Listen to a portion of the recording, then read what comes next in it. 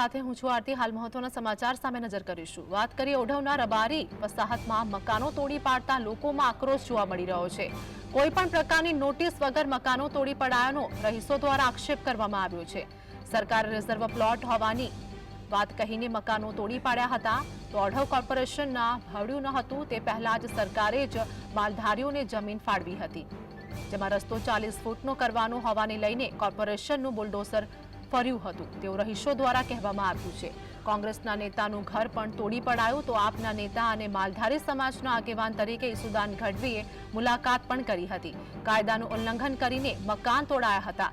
Supreme કોર્ટના આદેશ મુજબ 15 દિવસની નોટિસ જરૂરી છે।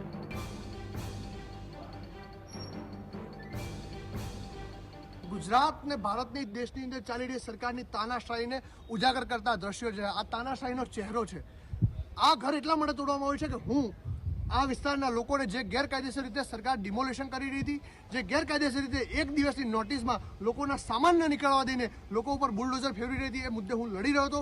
ત્યારે મને ટાર્ગેટ કરીને આ જે કામગીરી કરવામાં આવી છે તે બિલકુલ એ વરવી વાસ્તવિકતા છે તાનાશાહીની। એ આ દ્રશ્યો છે।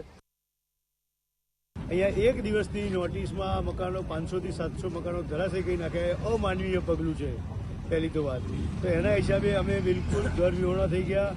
અમારા જીવનની વ્યવસ્થાઓ ખોરવાઈ ગઈ, અમારા બાળકોનું શિક્ષણ ખોરવાઈ ગયું કે જે ખરેખર એક જે કહેવાય ને એક દિવસની નોટિસમાં એટલે જનરલ ડાયરે જે જલિયાવાલા બાગ કર્યો હતો ને એ રીતની પરિસ્થિતિ થઈ છે। જો અમે આનો વિરોધ કરવા જઈએ તો અત્યારે તાકાત આગળ અમારું કોઈ ચાલતું નથી। તો આ તો બંદોબસ્ત અંગાજ અમને જેલમાં ગાલી દે, અમારો છોકરો જ ચડી જાય। આના માટે સાહેબ શું કરવાનું? છતાં આગળ કાંઈથી ના હેડે। કેટલા વખતથી અહીંયા રહો છો અને શું? અરે હું તો સાહેબ આ તો લોકો 65 વર્ષથી, મને તો 35 વર્ષ છે સાહેબ। હું 35 વર્ષમાં ગામડે જમીન હતી વેચી રહ્યો। હવે શું કરવાનું સાહેબ? ના નિરાધાર કરી દીધા। હવે શું કરવાનું કહો?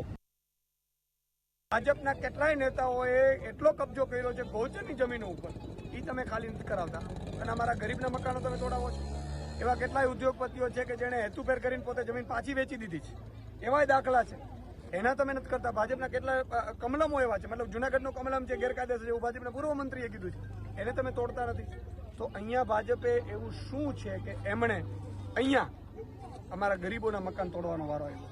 એટલે આ એક તો ગેરકાયદેસર છે।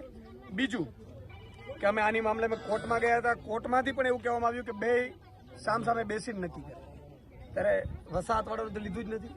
ત્રીજી વસ્તુ, એક જ દિવસની નોટિસમાં રાતોરાત તોડી પાડવા કોણે હુકમ કર્યો? મેં સાંભળ્યું છે કે અહીંયા ધારાસભ્ય મુખ્યમંત્રી હુકમ કર્યો છે। મુખ્યમંત્રીને એવી શું માલધારી સમાજથી પીડા થઈ છે? મુખ્યમંત્રી